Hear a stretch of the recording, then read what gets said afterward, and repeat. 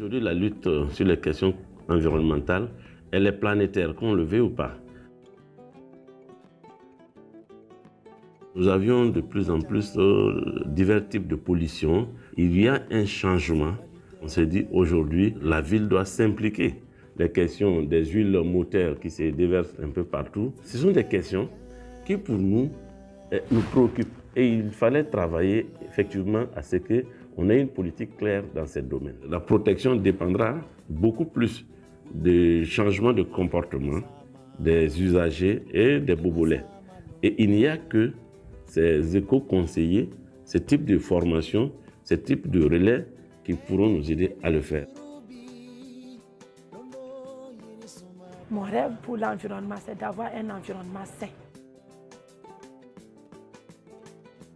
Travaillons à pouvoir assainir la ville de Bobo-Dioulasso, à pouvoir amener ces mécaniciens à s'organiser pour pouvoir mieux collecter ces huiles de vidange en sensibilisant ces mécaniciens.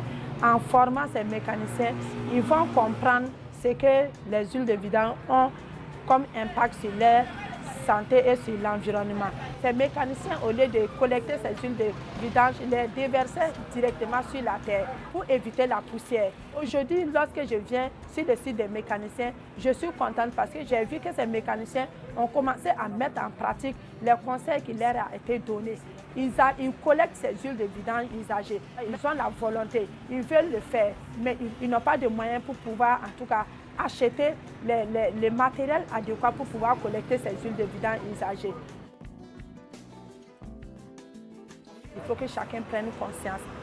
Il faut que chacun arrive à faire un effort pour pouvoir éviter ce qui pollue l'environnement. Arriver en tout cas, que mon projet voit le jour, que j'arrive en tout cas à aider ces mécaniciens, ça serait un plaisir pour moi.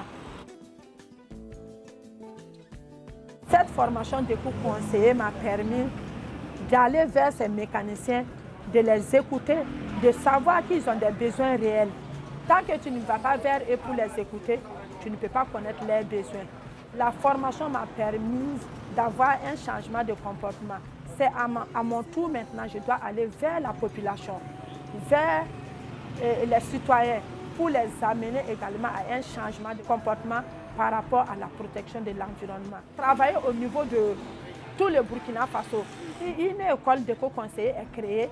Ça permettra à d'autres personnes d'être formées et ça va nous permettre maintenant, étant un homme consistant, de mener des activités et d'être vu sur le plan national, sur le plan local et voilà, peut-être sur le plan même en Afrique. Je suis le président de l'association des mécaniciens de roues, 1812 mécaniciens. Nous luttons contre le versement d'huile anarchique. Pendant la formation, on leur donne des leçons sur l'huile. Qu'est-ce que l'huile? Qu'est-ce que l'huile fait? L'huile de vidange, quelle est l'importance?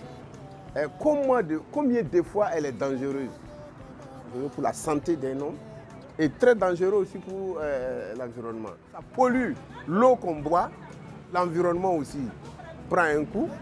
Les arbres où on verse qui sont là sont en train de sécher. Tu es blessé que l'huile est rentrée, il faut trouver un centre de santé anti-poison. Au Burkina Faso, à ma connaissance, un centre de santé anti-poison, à Bobo, ça n'existe pas. Elle nous appelle, elle nous pose des questions, comment il faut faire, comment il faut agir. Mais en tout cas, vraiment, depuis qu'elle a commencé, les choses marchent. À son retour de sa formation, les choses ont encore changé, ça a évolué. Depuis que j'ai appris que l'huile est un poison, l'huile détruit l'environnement, alors j'ai pris ça comme un cheval de bataille. Il faut lutter. Il faut lutter, faire comprendre à ces milliers de personnes-là que l'huile n'est pas bien pour la santé, n'est pas bien pour l'environnement. Voilà. Donc je suis fier de lutter, d'aider à faire comprendre. 1812 mécaniciens, si chacun devait verser 2 litres par jour, quand on fait un calcul, c'est vraiment très énorme. Et ça fait peur. Voilà pourquoi je me bats beaucoup. Moi, par exemple, je ne verse plus l'huile par terre. Beaucoup ne versent plus l'huile par terre. À l'époque, on versait pour éliminer la poussière. Maintenant, puisqu'on sait que l'huile même est un poison et ça détruit, on ne fait plus ça. Pendant 5 ans, tu vas creuser près de 4 mètres de profondeur, l'huile est jusqu'au fond. Et pendant 10 ans, c'est parti jusqu'à la nappe de l'eau. Et c'est cette eau-là qu'on boit. Il faut trouver des fûts avec des robinets.